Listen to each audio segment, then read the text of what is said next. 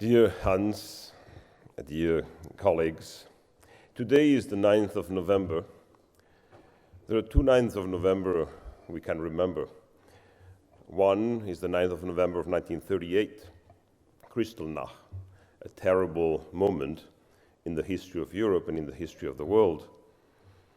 Liberal International was founded in 1947, 9 years after Kristallnacht, in order to respond to the horrors of World War II and of the Nazi and fascist regimes that had been all throughout Europe, but also as a preview of the Cold War that was coming and the terrible dictatorship of communism in the East. Another 9th of November 1989, a more felicitous occasion, the fall of the Berlin Wall. This morning, the commissioner from Slovenia explained her personal experiences that made her a liberal, and said, "What about you?" Well, let me tell you about me. For me, the fall of the Berlin Wall was one of those moments that made me into a fully committed liberal. I was a student at the university in Switzerland, at Fribourg University, and right after the fall of the Berlin Wall, I went with 400 students from all of Europe in a special train from Paris to all of the countries of the east of Europe. And our first stop was in Leipzig at the Karl Marx Universität at the time, in which we had meetings with all those courageous students who had stood up against the regime and coordinated the Church of St. Nicholas and whatever. That was for me a defining moment, the fall of the Berlin Wall. Now, some thought that basically brought the end of history, thus Fukuyama's famous book, an article about that. He was very wrong.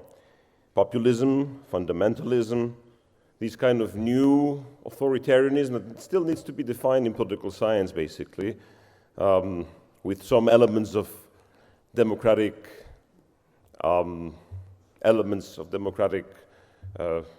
theater, basically. This kind of new authoritarianism is a challenge, a big challenge for us liberals. And at Liberal International, we have tried to give a response to that and to make our manifesto of 1947 a living document, not just a document in history. So we came up last year, after 3 years of work, with this, the new Andorra Liberal Manifesto. It's the new manifesto of Liberal International. We have published it in all the languages of the United Nations, and more are coming. And basically, it has 10 points. It says our vision, human progress in a free world, our challenge, new rising threats to freedom, our response, opportunities for everyone, progress for all, and then promote equal rights for all and defend human rights worldwide, number 1. 2, strengthen democratic institutions, the rule of law and civil society. 3, defend freedom of information, expression and the media and the right to privacy. 4, foster, extend and promote education. 5, deliver best access to health care for illness and disability. And 4 and 5 are very important because we forget sometimes that even Adam Smith, if we go back to the roots of some of the classical liberals, argued for a moral sense of liberalism. That's very important there. 6, secure sustainability of global worth. 7, promote technological advances and fight abuses. 8, support trade and investment. 9, support control migration.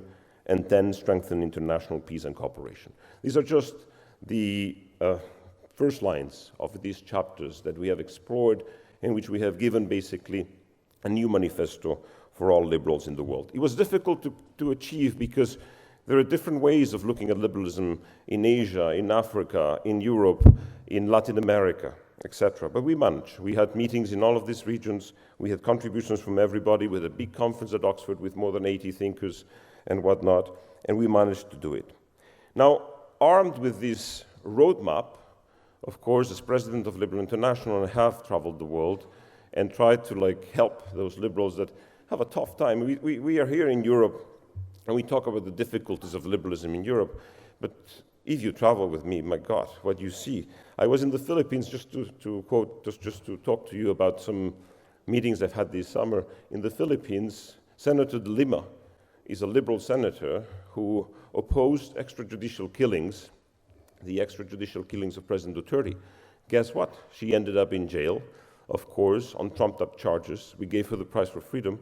I went this summer to the court with her when she was arraigned, and we sat behind her just to show that she was not alone, that there are people in the world that care about what's going on in the Philippines. And she said to me, well, thank you, because, I fear for my life, and I hope that, because people like you are here, not only me, but the delegation that was with me, they'll see that I'm not alone in the world. That's very important.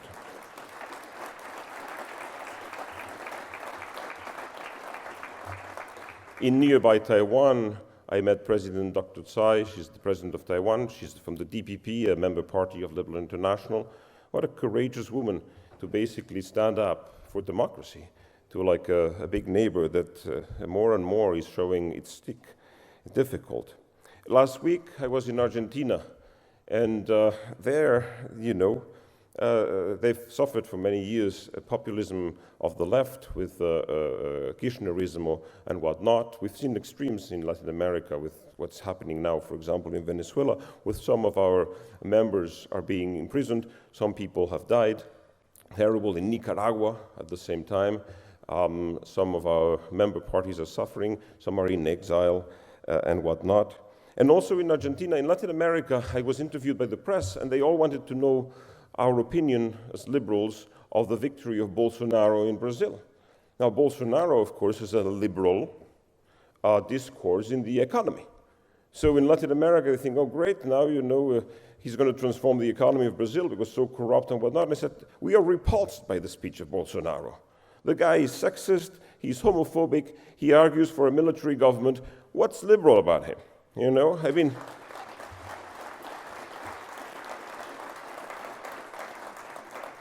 But these are the challenges that we encounter. In the world, it's hard to be a liberal in many places, and yet we see so much courage and so many people who fight for liberalism. Just in the Bureau of Liberal International, we have Cellou Diallo.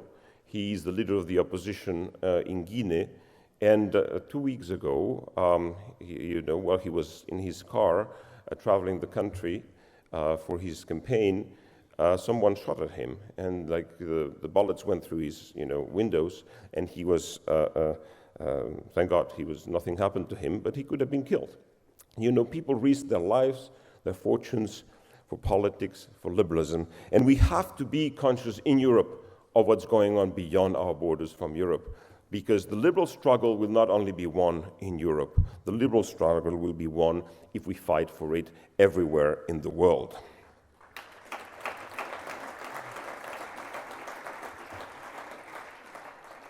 Now, Liberal International has a voice. It's been becoming a strong voice. We are at the United Nations. For many years, we were relatively active at the UN, but we have really, in the past decade, I see we have really pushed a lot of membership at the ECOSOC in the United Nations. We have a Human Rights Committee that's extremely active. Many of your member parties have people from your parties in our Human Rights Committee. We have made our voice very heard at the UN on violence against women in politics, something that is an epidemic in a lot of countries in the world, on gay rights. And we're talking here that more than 70 countries in the world basically put gays in jail or kill gay people, right? So, this is not just a simple thing. This is really an issue, a major issue in human rights. Climate change. The issue of climate change, we're also quite active in that. We are activating our new membership in the Interparliamentary Union, trying to create networks of parliamentarians worldwide that will actually work for climate change. My deputy, Hakima El Haite, who's running for president of ALDE in the next election, has been Minister of Environment of Morocco, has a particular expertise on that. So I think that this issue will also be at the forefront of our efforts. Now, let me, in a way, bid farewell here tonight, because I have served 13 years in the Bureau of ALDE, and the past 5 years almost as president. And we do 3 mandates, and then we go. And it's my time to go home, basically. It's been a pleasure to serve in ALDE. It's been a pleasure to come to the ALDE the ALDE meetings. Of course, I'm a European politician. I come from a very small country, Andorra. I was foreign minister of that country for quite a few years. And for me, this is my natural family.